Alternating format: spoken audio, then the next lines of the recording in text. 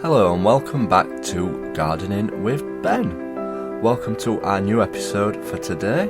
I hope you're enjoying all the podcasts that we're putting out there. If you've not subscribed to our channel, make sure you click the subscribe button to stay up to date with all our podcasts, what get launched, and feel free to follow us on all our social media platforms, Facebook, YouTube and Instagram, Gardening with Ben. If you are listening on Apple Podcasts, make sure you leave a review as well, as it's always good to see who's listening and what you think of the podcast. Let's start today's episode. Hello and welcome to today's episode. So today's episode is going to be talking about the topic tidy tips for the allotment and for the garden. I'm not particularly tidy myself, I should be.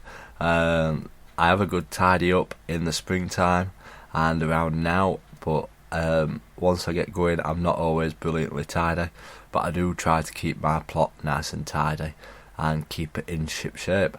So hopefully we'll have some little tips for you to try and use yourself on keeping your plot tidy.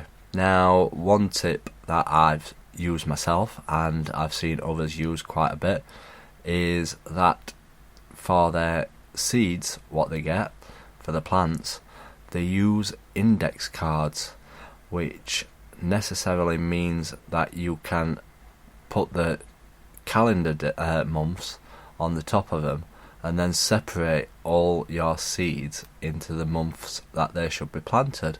This will keep all your seeds in order and it will help remind you when you actually need to plant them as well, as a lot of the seeds are spread out over the different months.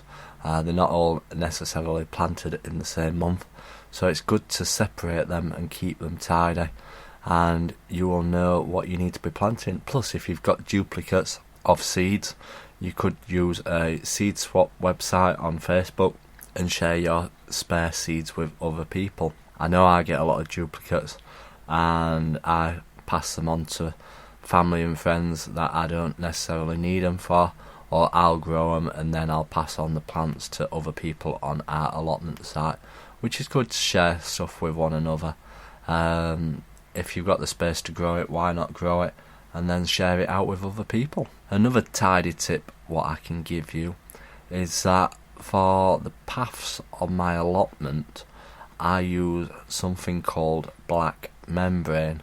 Now, black membrane is like a plastic sheeting which you can cut down to the size you want, and you can lay it and it will let the water through, but it won't let the weeds grow, as it's black and it obviously covers the area, so nothing exactly can grow through it, and that will keep the weeds down. It will stop your feet from getting muddy and it will let your plot look tidier.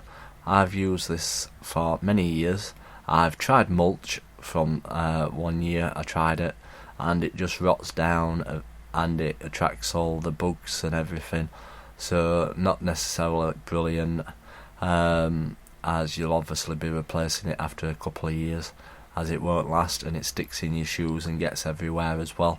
So I stick to the black membrane on my plot and it's worked perfectly, and I've had the membrane now for possibly 10 longer years, as it will last forever with it being plastic.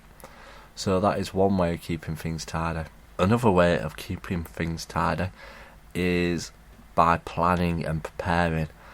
On my plot you'll have seen I've got multiple beds. I divided all my plot up into beds, as you can plan where you want to put your plants at the beginning of the year. You can rotate your crops. You know what you've planted where the year before when you're looking back on your photos or when you're looking back on other stuff, and it'll keep it tidy.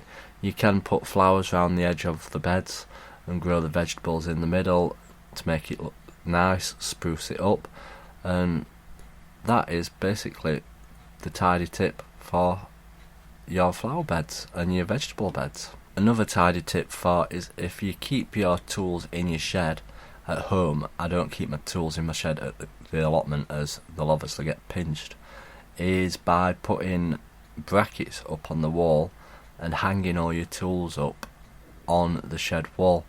This will not only keep them tidy, which is what you want, it'll keep them off the ground and stop you from standing on them, but you'll know if you've got any missing where that you need to go and find them to hang them back up, and they'll be there for easy to use whenever you need them. And I've seen some great pictures online of people hanging their tools up on the shed walls, and they look fantastic. It actually looks quite artistic. So that is a good tip to use in your sheds.